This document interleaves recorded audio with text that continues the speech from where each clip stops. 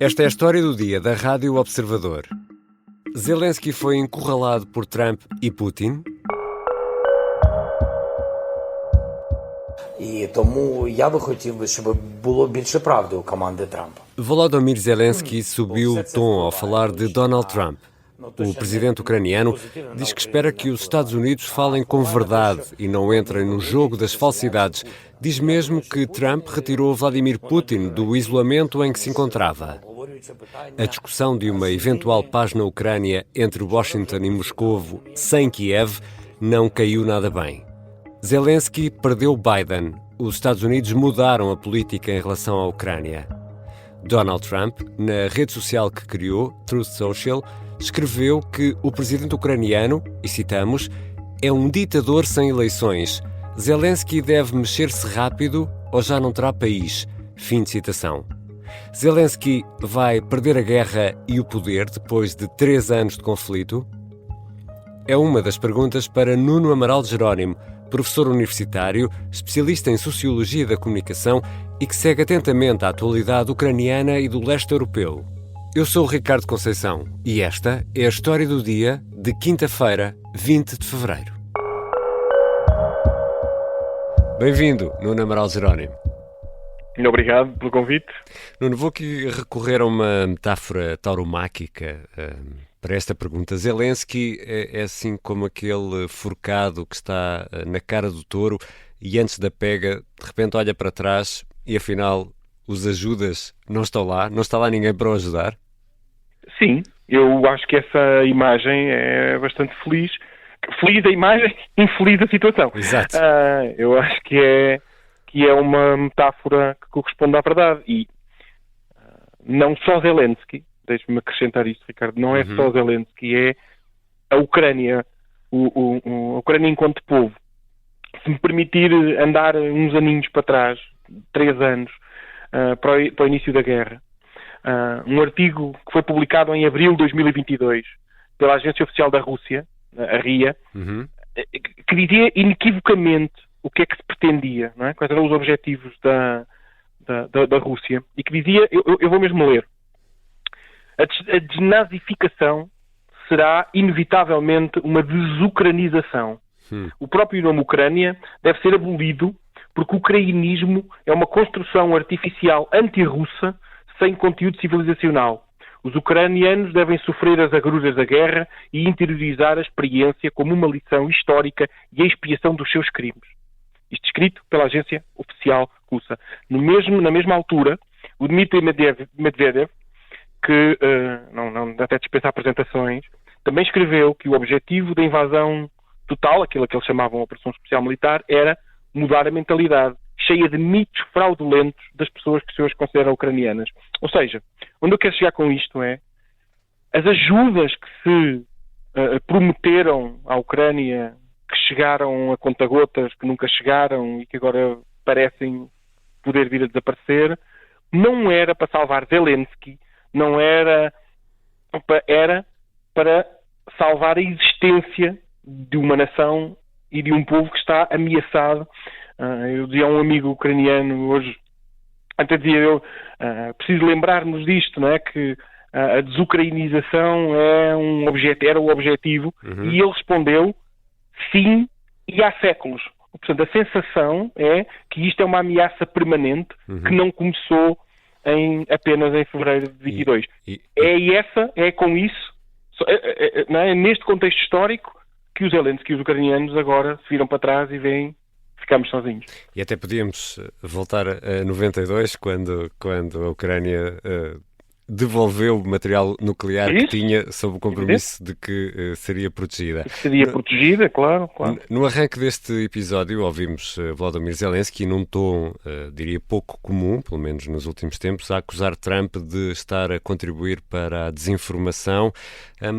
Trump, entretanto, diz que Zelensky é um ditador. O que é que Trump ganha em desacreditar Zelensky? Trump,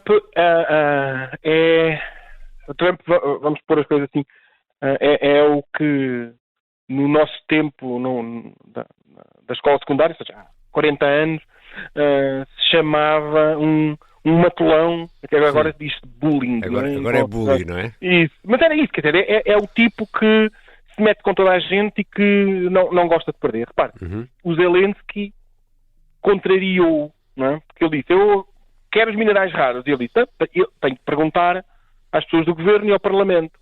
E depois diz, agora quero o controle total da economia. Não, quer dizer, o facto do Zelensky dizer, eu não aceito as coisas só porque vocês acham, ou seja, ou falam comigo ou connosco, e isso o Trump não gosta. Portanto, é ali também uma atitude de... eu não sei se ganha alguma coisa com isso, mas é essa atitude de rufia, de... não queres colaborar comigo, portanto eu vou tentar dizer coisas, e já vamos a seguir, como isso é mentira, as coisas que o Trump tem vindo a dizer. Não é? Ou seja, não podemos dizer, invertendo aqui um pouco os papéis, porque também ficou patente isso nas declarações de Trump, que no fundo a Ucrânia era culpada da guerra, não podemos dizer que Zelensky se pôs a jeito para esta situação que estamos a viver agora? Isso depende. A narrativa a gente constrói como quiser. Exatamente. Daí temos aqui um especialista em sociologia da comunicação.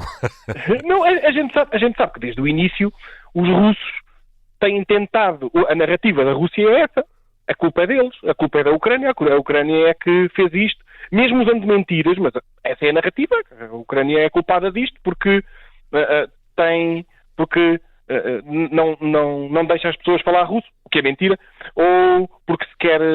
O próprio Zelensky falava russo, não é? O próprio Zelensky falava russo. Nasceu a falar russo, cresceu russo, era um russo-falante, sim. Como quase toda a gente na zona do Donbass, como a maior parte das pessoas no sul, como 90% das pessoas da zona de Odessa, como... Isso nunca fez com que as pessoas não se sentissem ucranianas, ou seja, essa divisão entre russo-falantes e ucraniano-falantes, desculpe, não era uma divisão, era uma separação linguística, digamos assim, que as pessoas falavam duas línguas diferentes, que se entendiam mutuamente, porque toda a gente é bilingue e, portanto, é fácil entender essas duas línguas, mas além disso, além de uma parte da população nessas zonas que também falam uma coisa que se chama um súrgico, que é a mistura, uma língua que é uma mistura das duas, que usam palavras das duas línguas. Isso não era uma divisão nem civilizacional, nem ideológica. Basta ver que o Zelensky ganhou com 70% até em zonas onde havia uma maioria de russo-falantes. Portanto, essa divisão é uma divisão artificial. Mas outras coisas, outras alegações, e portanto dizer que a Ucrânia se põe a jeito, a Ucrânia pôs-se a jeito aqui, se nós considerarmos que por causa de se terem defendido e por causa de não se terem deixado invadir sem luta, se puseram a jeito, está bem, então nesse sentido sim. De outra forma, não há... Por isso é que eu também fui buscar estas declarações e aquilo da RIA e do Medvedev, que é para se perceber qual era a intenção, e qual é essa intenção da tal desucrainização, não é? E, portanto, se lutar contra isso, se lutar pela própria sobrevivência cultural é pôr-se a jeito, sim.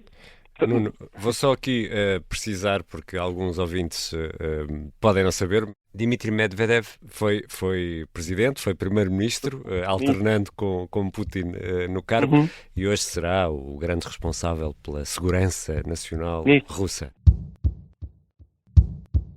Já regressamos à conversa com o Nuno Amaral Jerónimo, é professor na Universidade da Beira Interior, especialista em Sociologia da Comunicação, profundo conhecedor do leste europeu. Será que Volodymyr Zelensky acaba por perder a guerra e também o poder?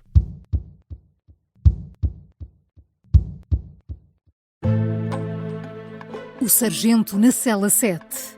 O homem na cela 7 escapou à morte por pouco. Piratinha do ar. Eu já disse que ele só tem 16 anos.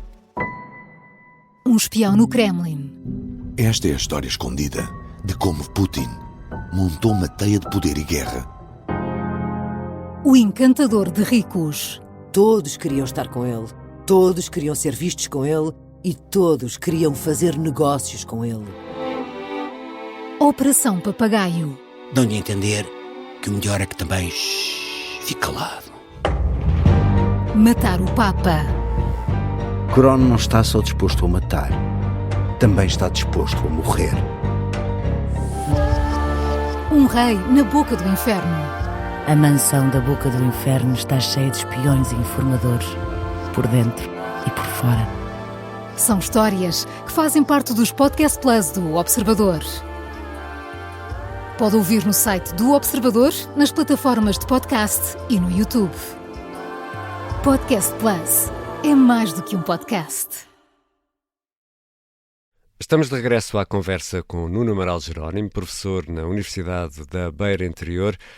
Nuno, Donald Trump diz que a taxa de popularidade de Zelensky é de 4%, um valor que o presidente ucraniano rejeita. Duas perguntas aqui numa. Há indicadores de popularidade fiáveis na Ucrânia, um país em guerra? E se há, quais são os resultados?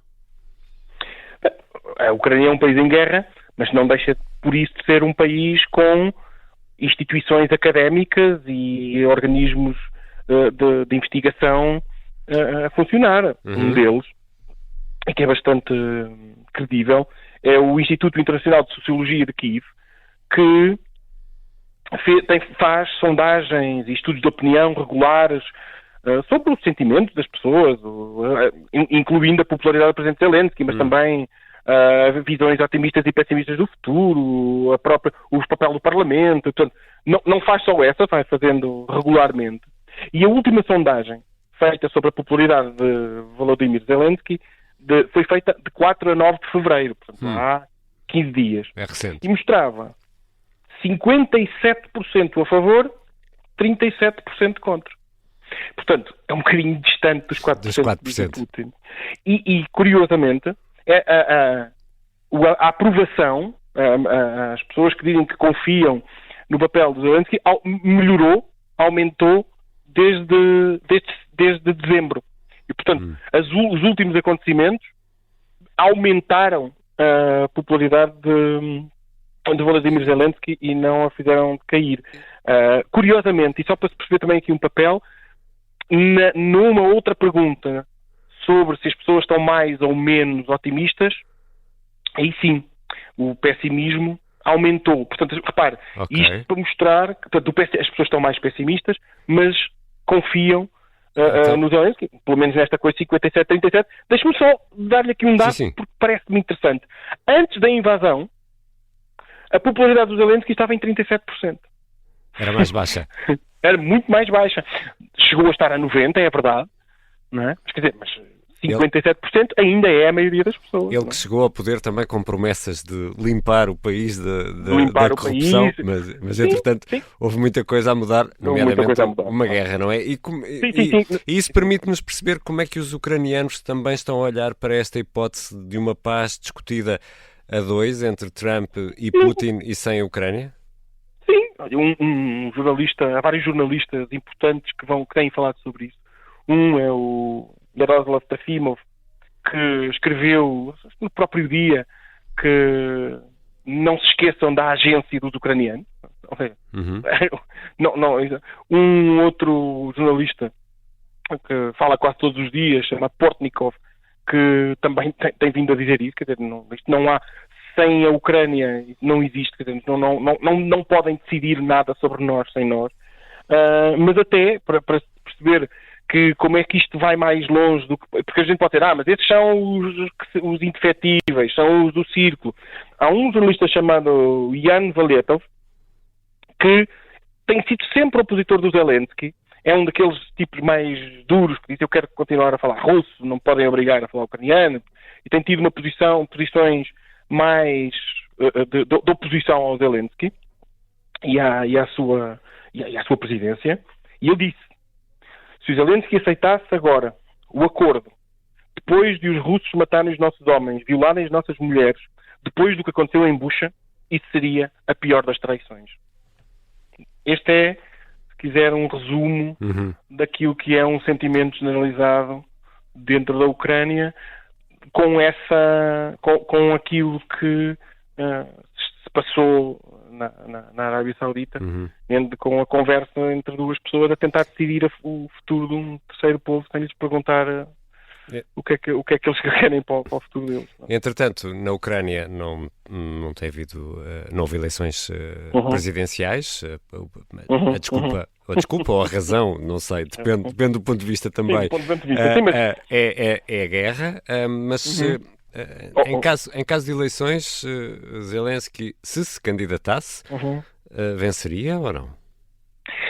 Ricardo, antes de ir aí, deixa-me dizer que é muito engraçado ver a Rússia, principalmente, e mesmo Donald Trump, né, a reclamar por não haver eleições, mas principalmente na Rússia. Hoje eu vi um post, não sei se no X, uma imagem que comparava a Ucrânia, a Rússia e a Bielorrússia. E as últimas 5 eleições presidenciais na Ucrânia, 5 vencedores diferentes. Na Rússia e na Bielorrússia, nós sabemos que é sempre o mesmo. São sempre os mesmos vencedores. E portanto, quando se quer falar de eleições, quando se está a falar de eleições e da democraticidade dessas eleições, este é um primeiro dado, não é? Eleições livres e com a possibilidade plurais, claro. de mudar, e plurais, e de mudar de presidente que tem tido na Ucrânia e que nos outros dois não países. Portanto, a Rússia falar de eleições livres é uma gargalhada, quer dizer, portanto, esse é um primeiro ponto. O segundo é mais difícil perceber, porque também dependeria dos candidatos adversários, depende, mas eu, se me permite, sair do meu papel de analista durante 30 segundos, e eu não sei se ele se quer candidatar, não é muito fácil, por exemplo, porque aqui no Instituto de Sociologia de Kiev não há dados sobre o que seriam umas eleições, é mais difícil de fazer essa análise. Há quem diga que não, que até o general Zaluzny é que poderia ser o próprio possível vencedor, não é? Há algumas ideias sobre isso, mas o que eu diria, quando eu dizia de sair do papel, é dar aqui a minha opinião. Eu acho que era melhor que ele não se candidatasse, sinceramente, porque era sair, dizer, este foi o meu papel, esticou-se para além disso, que me parece legítimo, até pela Constituição da Ucrânia, que não pode haver eleições em tempo de guerra, e que também os ucranianos acompanham os ucranianos com quem tenho falado, e quando se perguntam de eleições, dizem, mas como é que é possível haver eleições livres em tempo de guerra? Como é que é uma democracia? Não há maneira de fazer eleições. Como é que há uma campanha eleitoral? Como é que debate? Isso. Claro. E porque, exatamente, debaixo de... Repare, deixe-me só também... Eu posso estar a fugir à sua pergunta, mas também para dar contexto. O Trump diz que acredita que o Putin quer a paz. Essa crença é baseada em qualquer coisa mística, porque nas últimas 3 noites a ucraniana foi bombardeada violentamente com mísseis e drones. O centro de Odessa foi atacado a noite passada, e também para se perceber o que é isso de viver em guerra e de fazer eleições nessas condições, uma cidade com 5 graus negativos, e os russos atacaram precisamente a central de onde sai o aquecimento central, deixando as pessoas sem aquecimento central com as temperaturas invernais. E, portanto, esse também é o país que quer, segundo o Sr. Trump, quer a paz. E, portanto, a coisa é como é que se fazem eleições num país que está permanentemente em guerra, permanentemente a ser vítima de ataques constantes. E, portanto, a Constituição ucraniana tem essa... Não permite. Tem essa salva e, portanto... Enfim. Obrigado, Nuno Amaral Jerónimo. Muito obrigado pelo convite. Nuno Amaral Jerónimo é professor universitário, especialista em Sociologia da Comunicação na Universidade da Beira Interior e segue também atentamente a atualidade ucraniana e do leste europeu. Esta foi a história do dia. A sonoplastia é do Artur Costa, a música do genérico do João Ribeiro. Eu sou o Ricardo Conceição. Até amanhã.